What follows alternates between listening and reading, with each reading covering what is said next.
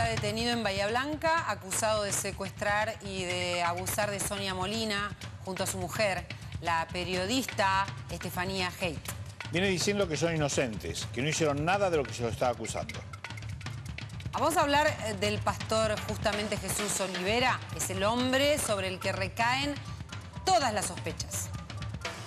Habló Jesús Olivera tras las rejas y se defendió. Con él estuvieron Mauro y Darío. Para los dos, buenas noches y vamos a preguntarles a ustedes cómo fue la entrevista.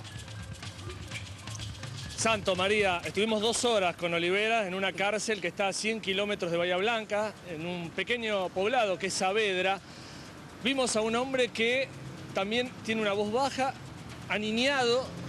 Vimos a un hombre que nos contó su historia, que empieza en Rosario, que es adoptado.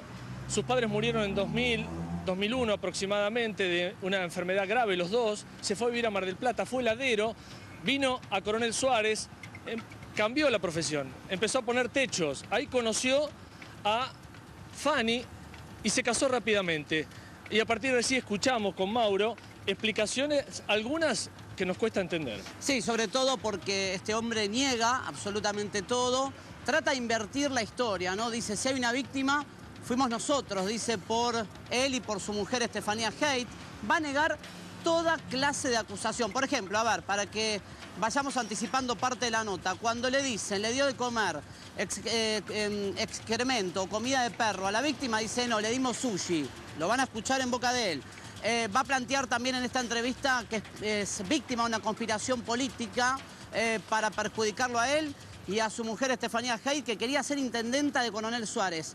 Van a decir que los golpes de Sonia son golpes producto de caídas que tuvo ella misma porque se sentía endemoniada. Bueno, explicaciones que da Jesús Olivera. Escuchen la primera parte. A Sonia la conozco en Río Colorado, por intermedio de otro pastor. Sonia venía de iglesia en iglesia. Nosotros le decimos el efecto yo-yo. ¿Qué es eso? Y es una persona que va de iglesia en iglesia y al final nunca le llega nada. Pero igual pertenecía a una congregación hace 2 años y medio. ¿Qué significa nunca le llega nada? Y nunca La hace bien las... digamos. No, nunca hace bien las cosas, digamos. Por ejemplo, hay reglas en una iglesia que no podés. Por ejemplo, si no podés estar con un hombre casado, no podés estar buscándolo. ¿Me entendés? Cosas que no se deben hacer. Y la palabra de Dios que vos das, digamos, podemos decir que la trajo a Sonia. Es la misma palabra que está en todas las Biblias. A Sonia supuestamente era la palabra de Dios. Después, ella siempre tuvo doble cara. ¿Cómo? Doble cara, yo digo, porque primero hablaba mucho de Dios, era una persona que compartía lo mismo que nosotros, y al final, cuando apareció en Suárez, ella tenía que ir a Santa Rosa La Pampa a estudiar, y bueno, y se quedó en Suárez. ¿Por qué se quedó en Suárez? Supuestamente fue a hablar, digamos. ¿Con quién? Con nosotros, por el problema que tenía con la hija. Y al final no, terminó quedándose 1 día, 2 días, 3 días, ¿Dónde? 4 días. 7 días estuvo en un hotel, que nosotros se lo pagamos. Pero, ¿cuál es la doble cara? No entiendo cuál es la doble cara de la que Y habla después usted. empezó a decir algo totalmente diferente, cambió el discurso, ya no era tanto Dios y bueno. Yo lo que digo que siempre estuvo obsesionada conmigo y hasta ahí lo dejo. Obsesionada con usted. ¿Enamorada? El amor es lo que yo siento por Estefanía. La obsesión es algo totalmente diferente. Ella en su declaración, yo la primera vez que conocí a Estefanía, yo no me acuerdo ni cómo estaba vestida. Lo único que recuerdo siempre son sus ojos. Y en la declaración de Sonia, hasta se acuerda del color de corbata. Y hace 3 años, 2 años y medio que nos conocíamos. 3 años porque desde que estoy casado. Y ella se acuerda de toda mi vestimenta. Y yo que es mi esposa, mi amor, ni siquiera... ¿Pero qué significa una obsesión? A ver, ¿cómo notó el cambio? ¿Qué pasó cuando ella llega a Suárez? ¿En qué nota la obsesión? ¿Se lo dice claramente? En sus actitudes. Una persona cristiana no... Por ejemplo, no va a decir que Dios le dijo que iba a ser mi esposa. Sabiendo que eso lo dijo. ¿Adelante de Estefanía? Adelante de Estefanía. ¿Y cuál fue la reacción de ustedes? Y a mí no me gustó mucho. Y a Estefanía creo que tampoco. Pero, sin embargo, vos tenés que perdonar a las personas. Tenés que seguir igual. Nosotros creemos que toda persona puede cambiar. Todos tienen una posibilidad. Pero frente a este panorama, ¿ustedes igual le ofrecen a ella vivir en su casa? No. Le dijimos que sí. Bueno, ya después dijo que no quería volver más a Colorado. Le dijimos que tenía que buscar un trabajo, si quería quedarse en Suárez, que en nuestra casa no podía quedarse, porque nosotros éramos una familia. Ya éramos un matrimonio. Imagínate, no tenemos hijos, todavía tenemos perritos. Y bueno, le hicimos unos panfletos para que ella reparta, porque ella decía que era dama de compañía y tenía un título de masajista para rehabilitar. Entonces le hicimos colocar unos panfletos y se lo hicimos colocar en el hospital de Coronel Suárez. Para que busque trabajo. Para que consiga un trabajo y se pueda establecer. Si ella tanto quería quedarse en Suárez. Bueno, ese día que fuimos la llevamos en el auto a que pegue los panfletos, le dimos una tijera grande y una cinta scotch. ¿En qué mes estamos hablando de esto?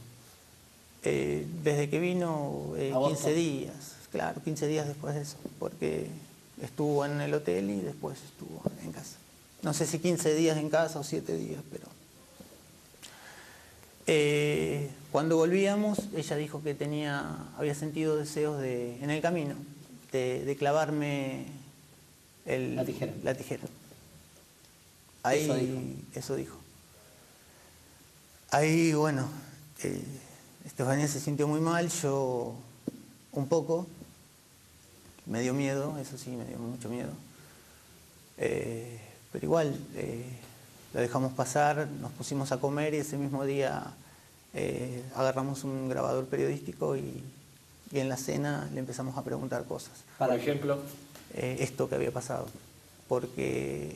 ¿Pero cuál era la intención de grabarla con un grabador periodístico? Por este fin. Si a mí me pasaba algo o pasaba algo en la casa, tener una prueba que verdaderamente había algo mal andaba.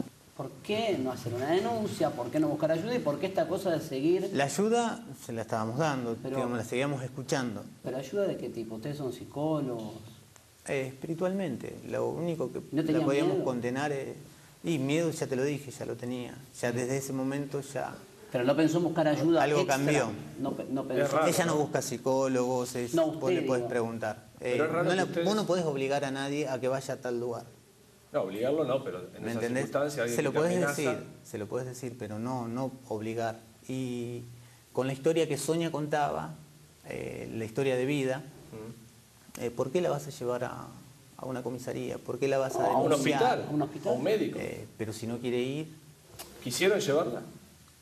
Quisimos ayudarla, diciéndole que bueno, que había algo mal, que no andaba bien en todo momento. Ahora, Jesús, ¿no siente hoy, visto el tiempo y lo que pasó, que se colocó usted en un lugar demasiado alto?